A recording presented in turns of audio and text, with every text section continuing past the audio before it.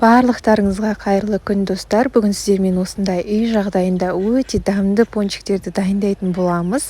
Видеоны міндетті түрде соңына дейін көріңіздер. Ең алдымен осылай жылы сүтімізді табамызға құйып аламыз. Ашытып жасайтын боламыз. 90 грамм шекер қосамыз. Мен бұл жерде көлемін 2 есе ұлғайтып жасап жатырмын. Сосын сливочный майларыңызды құясыздар. 50 грамм астында көп жасамайтын болсаңыздар, дәл берілген құрам бойынша жасаңыздар. Ал егерде мен сияқты көп жасағыларыңыз келсе, көлемін ұлғайтып жасай бересіздер. Бір жұмыртқаны қосып, осылай барлығын жақсылап араластырып аламыз. Сүттеріңіз жылы болса, тез көтеріліп, ашып шығады. Содан соң ұн қосамыз. Өте жұмсақ етіп илеу керек. Ұнды көп қосып, тесталарыңызды қатты қылып қоймаңыздар. Тесталарыңыз қатты болып қалса, пісіретін уақыттарыңызда көтерілмей қалады. Сухой дрожж қосамыз. Барлығын осылай жұмсақ етіп илеп шығатын боламыз. Жақсылап илеп, үйін қандырып болған соң, жылы жерге орап қоямыз. 1 сағат, 2 сағат көлемінде ашып шығады. Үйдегі балаларыңызға жасап берсеңіздер, өте қуанып қалады. Дәмді шығады тестасының өзі. Міне көтеріліп, әдемі болып шықты. Көріп тұрғандарыңыздай, осыны енді бірнеше зуалаларға бөліп, зуалалап, жайып, видеодағыдай жасайтын боласыздар. Менде 4 зуала шықты. Қарап тұрсаңыздар, сіздерден дәл құрам бойынша жасасаңыздар, мен берген құрам бойынша 1 зуала шығады, немесе 1,5 зуала шығады. Осылай бәрін зуалалап алып, шетінен жайып, өздеріңізге ыңғайлы ыдыспен пончиктің көлеміне келтіресіздер.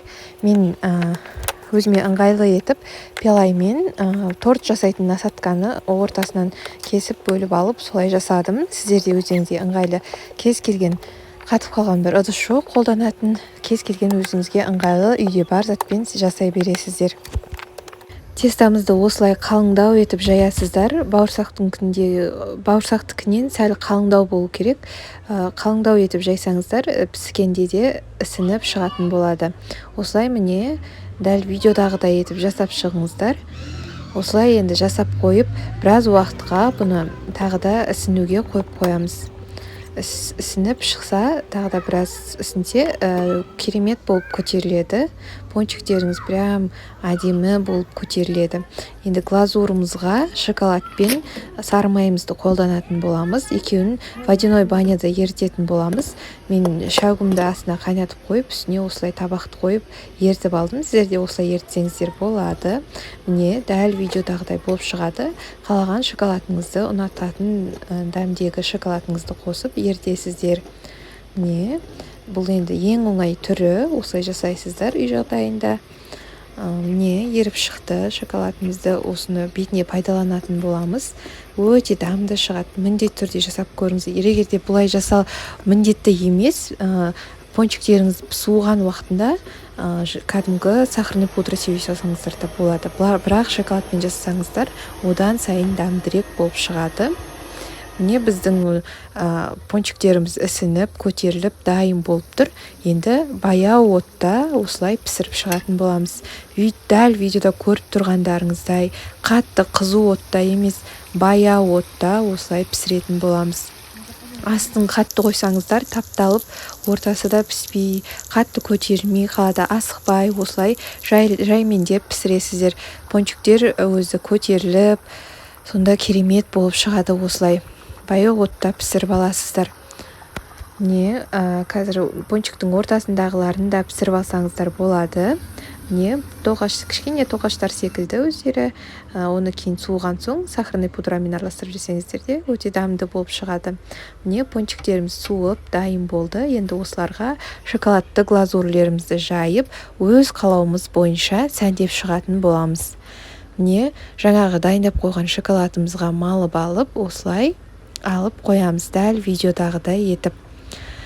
Міндетті түрде жасап көріңіздер достар. Менің инста парақшама тіркеліп кетуді де ұмытпаңыздар. Сол жерде жаңа шыққан рецептілердің бәрін хабарлап отырамын.